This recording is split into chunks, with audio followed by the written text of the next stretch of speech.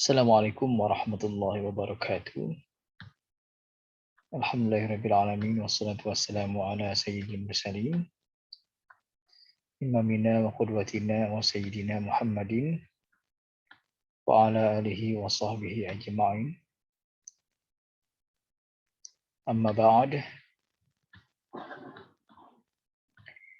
Alhamdulillah kita bisa berjumpa di video pembelajaran bahasa Arab. Sekarang kita akan berlatih cara menyusun kalimat acak dalam bahasa Arab.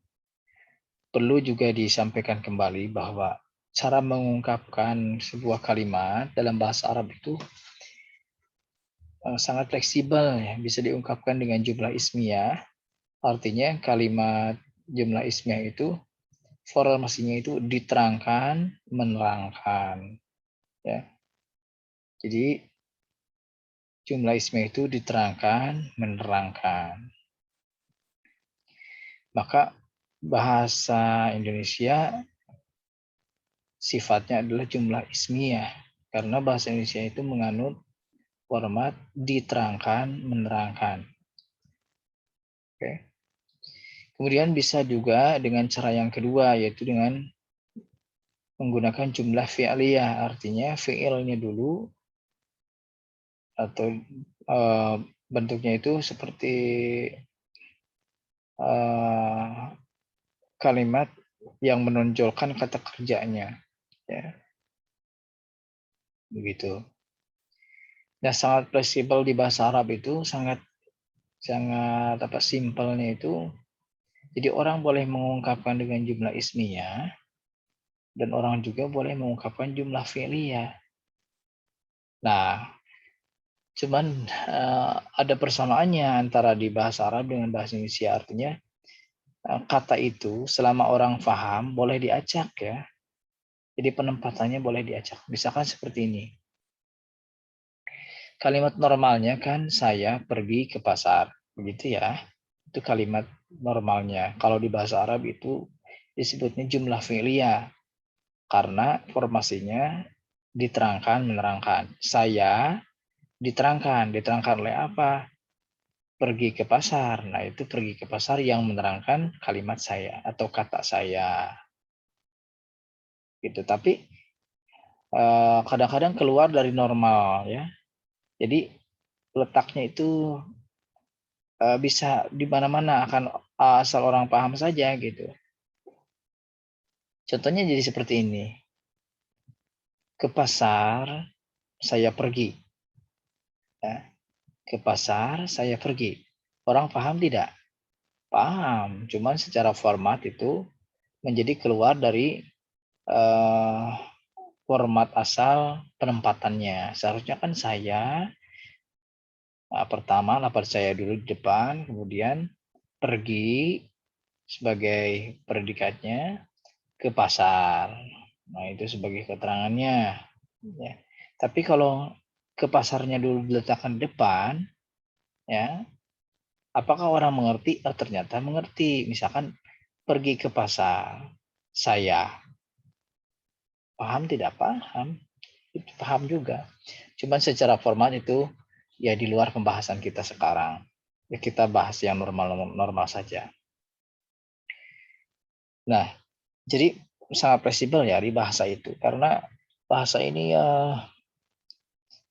main logika, tapi kadang-kadang juga harus mempertahankan dan memperhatikan cara orang berkomunikasi itu kan sebenarnya santai dan tidak ada ukuran-ukuran bakunya. Ya, asal orang paham itu sudah bisa berkomunikasi. Ya, kita kasih contoh ya di sini. Ini paling enak karena di sini sudah ada perintahnya. Ini saya mengambil di buku bahasa Arab kelas 10, ya. Untuk madrasah aliyah. Tadrib ini contoh latihan pertama. Rotib al-ibarat. Rotib. Susunlah al-ibarat, ungkapan-ungkapan ini. Nah, ini kan sudah jelas perintahnya. Ibtidaan. Dimulainya minal ibarat allati tahta khoto. Dimulai dengan kata yang digaris bawahi. Ini kan enak. Ya. Dan di sini semua yang digarisbawahi adalah isim. Ya, maka sudah sangat jelas ya kalau sudah ada di awal jumlah, kemudian ini juga isim, maka ini posisinya sebagai mubtada. Ya. Jumlahnya jumlah ismiyah sudah pasti. Mubtada khobar itu jumlah ismiyah. Ya. Nah, seperti kata tadi ya, untuk berubah dari jumlah ismiyah ke jumlah fi'liyah itu sangat mudah. Sama aja orang di bahasa Indonesia mengungkapkan saya pergi ke pasar dengan pergi saya ke pasar itu kan bisa. Ya. Maknanya juga hampir sama, walaupun secara kesannya beda sih. Ya, untuk menimbulkan kesan tertentu itu kadang-kadang orang harus mengakhirkan kata, kadang-kadang juga harus mendahulukan satu kata. Untuk memberikan kesan penekanan misalkan kadang-kadang si khobarnya dulu di depan. Karena misalkan kalau udah maklum kadang-kadang tidak disebutkan lagi tuh si subjeknya atau si pelakunya. Itu untuk berikan kesan dan maksud tertentu ya. Oke, kita lanjut ya. Konsepnya adalah setelah mubtada harus ada khobar. Nah, khobar ini bisa terdiri dari mubtada khobar lagi, atau terdiri dari isim, atau terdiri dari fiil dan fa'il. Ya, boleh ya. Sekali lagi, formasi mubtada khobar ini setelah mubtada ya, diikuti dengan khobar. Khobarnya boleh isim lagi, boleh mubtada khobar lagi, dan boleh juga dengan fiil fa'il maf'ul ya. Kita yang bahas yang normal ya, kecuali kalau kamu misalkan mau mengakhirkan mubtadanya ya silahkan, itu cuman tidak dibahas sekarang ya. Oke, lanjutnya. Al Ustadz Usman, ini yang pertama. Setelah itu baru khobar. Khobarnya di sini boleh berarti khobarnya ini lagi, mubtada lagi. Al Ustadz Usman huwa ya, mudarrisun. Gitu.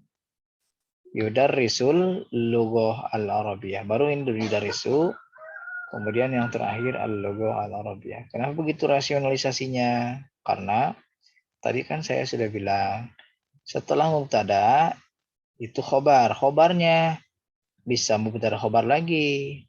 Contohnya ini, al-lughah al-Ustadz Usman mubtada. Kemudian khobarnya mubtada khobar lagi. Ini mubtadanya ya. Ini khobarnya. Ya, kemudian ini apa? Ini sifatnya ya. Sifat dari mana? Dari si nakiro ini, dari khobar. Khobar ini kan harus disifati lagi biar keren, biar tambah panjang. Ya, yudar risu al-logoh al-arabiyah. Al-logoh al-arabiyah ini apa? Ya, sebagai maf'ul bih. Maf'ul bihnya dari mana? Dari sini. Oke, kita terjemahkan coba ya biar paham. Ustadz Usman adalah mudaris guru.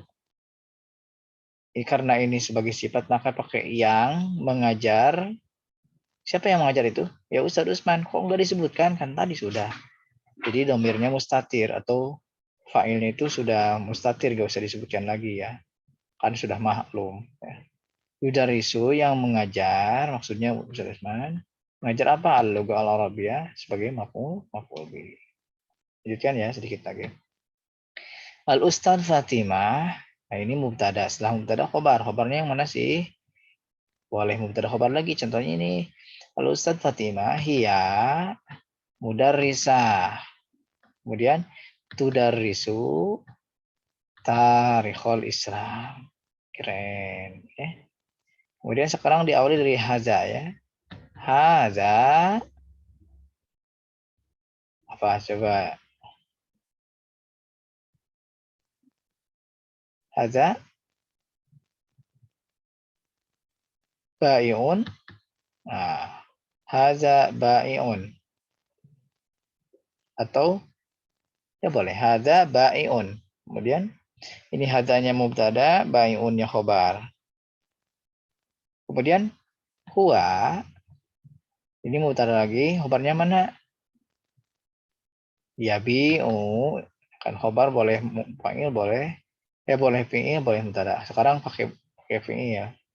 Huwa yabi'u al-ma'kulat ini sebagai maf'ul bih.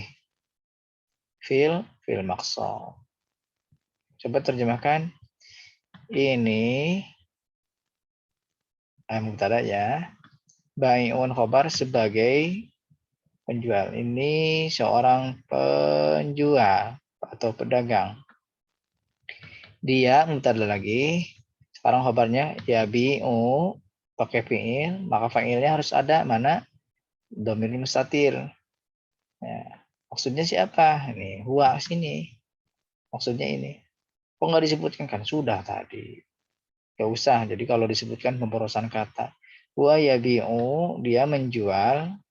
Nah, al-ma'kulat, maf'ul bih, tandanya kasroh karena dia jamu muannats salim.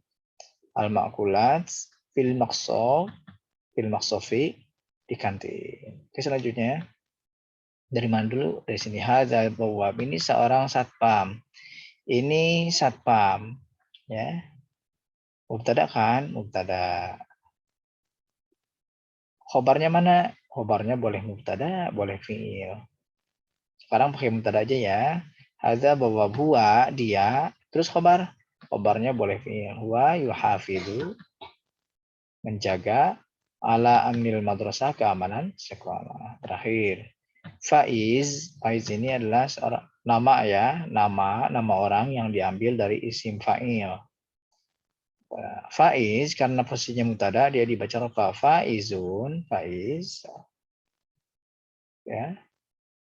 Tolibun, nah ini khobarnya adalah seorang siswa. Ya, di mana sih? Di As-Sanawiyah Al-Islamiyah, Aliyah Islam, Al-Hukumiyah, negeri. Nah, selesai. Nah, seperti itu ya. Kalau jumlah ismiyah itu pertama mubtada, ya. Ini yang normal ya, posisi normal. Mubtada dulu, baru khobar. Khobarnya boleh dengan mubtada khobar lagi, boleh dengan isim, boleh dengan fi'il, fa'il, maf'ul. Itu enaknya di mana sih? Silahkan. Ini akan bisa berubah-ubah seiring dengan peningkatan kemahiran berbahasa. Oke, syukran ala ihtimamikum. Assalamualaikum warahmatullahi wabarakatuh.